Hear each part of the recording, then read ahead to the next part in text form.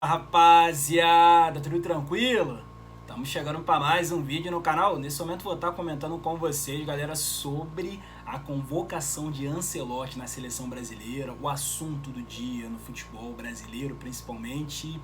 E aqui vai ser uma análise por posição, alguns nomes que ficaram de fora. Fora que, tipo assim, eu já trouxe uma resenha para vocês aqui um pouco mais cedo, ao vivo, logo depois que ele soltou a lista oficial para todo mundo. Só que também deixei prometido para vocês que até o final do dia ia trazer um vídeo um pouco mais explicado assim, um pouco mais curto também, sobre uma análise assim da convocação. E a proposta aqui nessa resenha é essa. Então, vem comigo aqui nessa resenha que vou comentar com vocês aqui sobre essa lista do Ancelotti, as escolhas, quem ficou de fora. Fica aqui comigo. Antes mesmo de estar comentando com vocês um pouquinho mais sobre esse assunto, Ancelotti, seleção brasileira, vou te convidar a fazer sua inscrição no canal, que é muito importante para fortalecer, para ajudar. Quem me acompanha aqui no canal sabe que quando eu gravo os vídeos desse formato, eu sempre deixo esse recado que é importantíssimo, que é fundamental. Pode me ajudar muito nisso tudo, se inscrevendo, ativando as notificações, deixando uma curtida, deixando um comentário, fortalece muito a correria. Dá uma olhadinha nas playlists aqui no canal, tem uma parte ali Seleção Brasileira, que é tudo que eu já comentei sobre Seleção Brasileira nesse canal.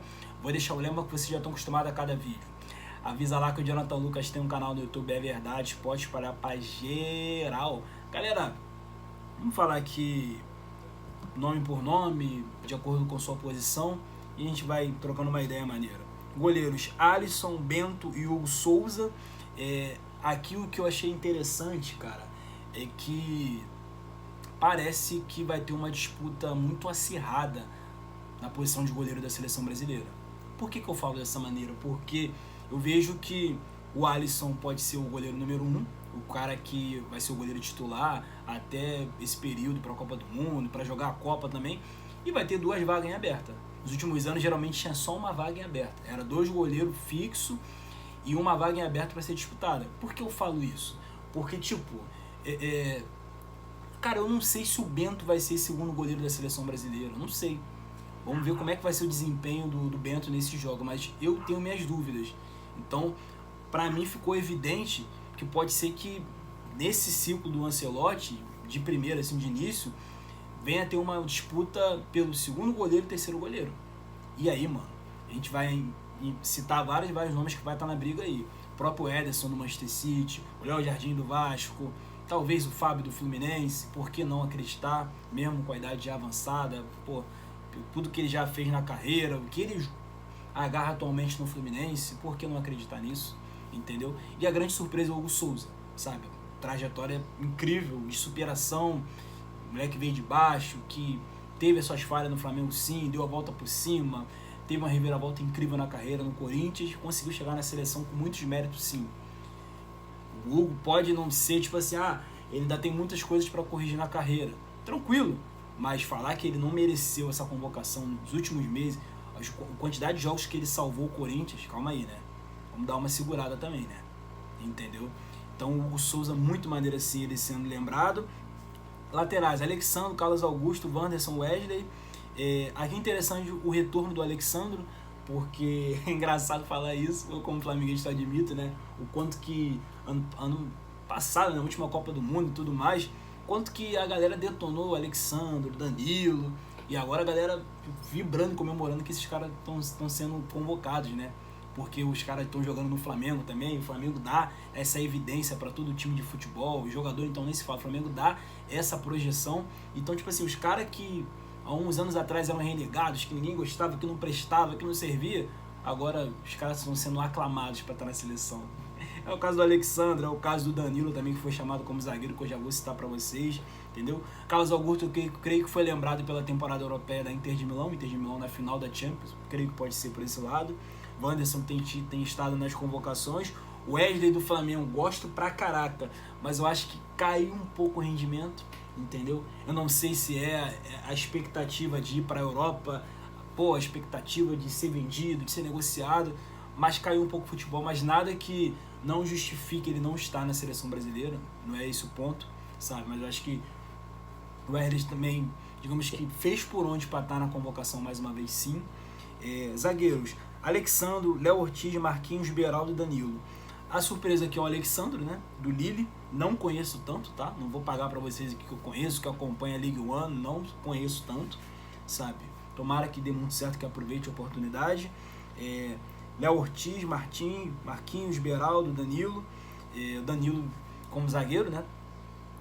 Ortiz, uma unanimidade no futebol brasileiro, no Flamengo então nem se fala, um zagueiro diferenciado pra caraca. Tô muito curioso pra saber como é que vai ser ele trabalhando com o Ancelotti, vai ser muito legal. Pô, o cara joga bola pra caraca. Marquinhos, o líder na zaga do Brasil, sabe? Meias, Andrés Pereira, Andrei Santos, Bruno Guimarães, Gerson, Casemiro, Ederson. Aqui o legal é o Andrei Santos sendo lembrado na seleção principal, porque a gente pode recordar que o Andrei Santos ele já esteve em muitas seleções de base. Se eu não me engano, já teve em sub-15, sub-17, sub-20, sub-23, todas as seleções. E aí nunca chegava na principal. A gente sabe que na principal a concorrência é muito grande. E ele conseguiu chegar dessa vez, sabe? E muito justo assim, porque ele é um volante, um meia, com características diferentes, cara. O cara que faz muito bem o box-to-box, que é o cara lá que protege o meio de campo, desarma, tem a velocidade para chegar no ataque, aparece para marcar gols. O Andrei Santos é esse jogador, entendeu? Então ele é muito diferenciado pelas características dele. E aí também, cara, pô, muito gigante assim a volta do Casemiro, né? Casemiro pode ser o ponto de equilíbrio para todos esses meias aqui, cara. Porque o que tem acontecido nos últimos jogos da seleção? É um Brasil que é repleto de jogadores bons, é um Brasil que tem muitos bons nomes assim, principalmente meio campista, pô. Esses aqui, aí eu vou lembrar pra vocês aqui quem poderia estar aqui: João Gomes, André, pô, e outros nomes aí, sabe, que poderiam estar aqui nessa convocação. Mas que quando chega na seleção não é aquela coisa toda. E muitas vezes não é por causa da pressão, pô, a expectativa, o cara vestir a camisa amarelinha. E ter jogadores como o Casemiro, cara que jogou Copa do Mundo, que já venceu o Champions, pô, já ganhou todos os títulos possíveis na carreira que vocês podem imaginar. Cara, o Casemiro traz uma tranquilidade muito grande assim pra esses meninos, cara, entendeu? É todo moleque que eu creio que vai deslanchar na seleção brasileira, mas que talvez eles tendo esse peso da responsabilidade não lidem tão bem com isso. Mas aí tendo um cara mais experiente no processo, no caso do Casemiro, pô, as coisas tendem a ser muito bom pra eles assim, entendeu? Então o Ancelotti tem uma percepção muito boa, fora que o Brasil também tem essa mania absurda de querer tirar pra nada o jogador que passa da casa dos 30 anos, ou quando o Brasil perde uma Copa do Mundo, quando o Brasil é eliminado de uma Copa América, uma Copa das Confederações, que aí é fim de ciclo, tem que mudar tudo, tá tudo errado, pô, tem que ter a renovação. Pô, teve renovação, só que qual foi o resultado? Entendeu? Atacantes: Antony, Estevão, Rafinha, Martinelli, Cunha, Vinícius Júnior e Richarlison. Aqui eu acho que todos os nomes assim praticamente são justos por tudo que eles jogaram na temporada. Destaque do Antony, superação também, um cara que foi tirado para nada no United, que viveu momentos de turbulência na carreira, na vida, e deu a volta por cima do Betis, então tinha que estar nessa convocação sim o Antony. Estevão unanimidade, Rafinha na temporada europeia esquece, melhor do mundo, bola de ouro e tudo. Martinelli muito bem no Arsenal também. Matheus Cunha no Wolves nem se fala, pô, destruiu. E na última data FIFA foi melhor assim, naquele Brasil Argentina deu tudo errado, ele foi o melhor jogador em campo. Vini Júnior, pô, nem se fala. E Richarlison. Aí que tá, Richarlison é questionável, tá? O Richarlison é questionável e vou abrir um parêntese para outros jogadores brasileiros que podia estar na vaga do Richarlison não foram chamados, entendeu? E eu começo citando o Igor Jesus do Botafogo. Pô, caraca, Igor Jesus, logo ele, mas pô, o Botafogo na temporada que não deslanchou, que tem tido problemas, tem o Paiva, todas essas coisas, mas é um Igor Jesus que mantém a sua regularidade, que tem a sua importância no Botafogo. Fora que joga em time grande também, isso tem que ser muito comentado. Yuri Alberto do Corinthians, pra mim esse merecia demais, tá? O que o Yuri Alberto tem jogado recentemente no Corinthians, cara, que isso, cara. O Yuri Alberto tem destruído, família. Tem feito a diferença no Corinthians, essa que é a verdade. Então achei um pouco injusto com o Yuri Alberto, sabe? Acho que ele merecia estar nessa vaga, talvez até mais que o Richarlison. Tô pegando, família, o recorte dos últimos meses, ou da temporada europeia do Richarlison, tá entendendo? Não é que o Richarlison não é merecedor, não é esse o ponto, mas eu acho que o Yuri Alberto trabalhou mais e se destacou mais no clube para chegar na seleção nesse período, entendeu? Essa que é a parada. Então o Yuri Alberto podia estar nessa convocação tranquilo. E vou citar aqui também o Caio Jorge, do Cruzeiro. Por tudo que ele tem feito no Cruzeiro desde que ele chegou no clube. O começo conturbado, complicado, que bateu boca com a torcida, os familiares. E agora é o destaque do time, é praticamente um gol por partida. Pô, e tipo assim, estamos falando de 3 nomes que jogam nos clubes grandes brasileiros, que estão acostumados com pressão, com turbulência, com torcida no pé, tudo isso. Então, esses caras estão preparados para a seleção brasileira, tá entendendo? Não que os outros não estejam, pelo amor de Deus, não vai interpretar por esse lado, não. Mas, pô, o que esses caras fazem nos clubes grandes do Brasil? Tem que ser considerado pra caraca pra estar na seleção, mano. Entendeu? Então, pegando o recorte de agora, acho que o Roberto merecia muito estar nessa convocação, tá? E aí, eu acho que um dos aqui que pode abrir um parênteses assim, que pode, talvez, não pode ser uma unanimidade, é o Martinelli. Talvez a gente vai ver outros nomes aí diferentes aí sendo convocados. Talvez na vaga do Martinelli, pode ser, entendeu? E aí, cara, lembrando aqui com vocês de outros nomes que ficaram de fora, consigo citar o Caio Henrique, né, se não me engano, do Mônaco, né, que jogou no Fluminense, que é sempre o nome que a galera tem expectativa para ver na seleção e a gente nunca vê. Não sei como é que ele tá hoje em dia também, tá? Isso aqui é só uma suposição, entendeu? Um cara que poderia ser lembrado, que eu tenho a curiosidade para ver como é que sairia na seleção. No caso, o Caio Henrique. Cara, Murilo do Nottingham Forest, sabe?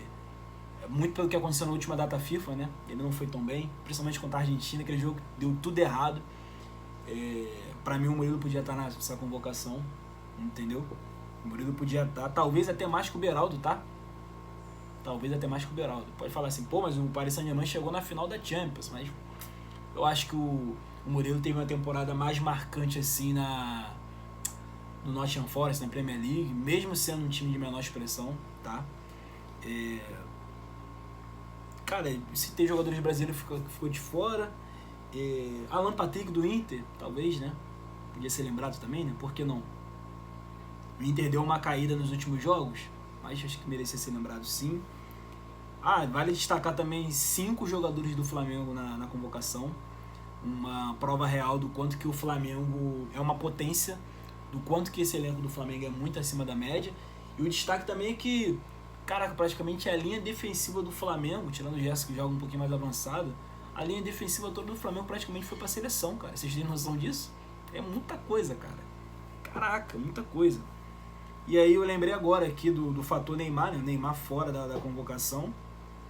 Eu acho que o Neymar ainda não tá 100% fisicamente. E aí por isso que ele não foi chamado. Eu acho até justo, né? Pô, espero o Neymar tá 100%, tá? O Neymar tá normal pra ele voltar a ser convocado. Eu concordo muito. Vamos lá. Cara, o Pedro, mano. Pedro também, eu vou entrar no mérito do cara que não tá 100% fisicamente ainda pra ser convocado, entendeu? Porque, tipo assim, eu acho que vai ter uma briga muito boa no ataque, tá? Pra mim, um dos meus preferidos, assim, pra jogar no ataque do Brasil é o Pedro. Pra mim, esse cara tem que estar em todas as convocações, porque pra mim o Brasil não tem um centroavante com características, assim, de 9 raiz, 9 de lei, assim. O Pedro é esse cara. Pra mim o Brasil não tem esse jogador. Os outros nomes aqui que eu citei, Igor Jesus, Caio Jorge, Yuri Alberto, são atacantes, são goleadores, sim, mas não tem essa característica tanto de 9 igual o Pedro. O cara que faz o pivô, o cara que consegue enxergar o jogo, um cara diferenciado, entendeu? Então pra mim o Pedro, quando ele tiver com 100% fisicamente, mano, é o Pedro na seleção, em todas as convocações, entendeu? Só que, e acho que por esse motivo que ele ficou de fora. Mas acho que aí vai ter uma briga boa até a Copa do Mundo, tá? Porque se o Yuri Alberto mantiver essa bola que ele tá jogando, o próprio Igor Jesus no Botafogo não pode ser esquecido, Caio Jorge no Cruzeiro também, cara, o Pedro no Flamengo, pô, quando ele voltar ao normal, mano, vai ser uma briga boa até a Copa do Mundo. A gente sabe que no Brasil é bem nivelado assim as coisas, né, cara? Então, no geral, cara, eu gostei da convocação do Ancelotti. Eu achei uma convocação boa, sabe? Eu acho que o destaque foi o Casemiro de volta, entendeu? Demonstrando que ele vai querer o Casemiro como um dos líderes do time. E quem tentou tirar o Casemiro de fora da seleção por causa de Copa do Mundo, por causa de fim de ciclo, por causa da idade, queimou a língua, sabe? E acredito que ainda vai ter muita surpresa nas outras convocações, mas de primeiro assim eu achei muito interessante, entendeu? O Hugo Souza tendo a oportunidade da vida dele, o Antony de volta, sabe? Achei maneiro a convocação.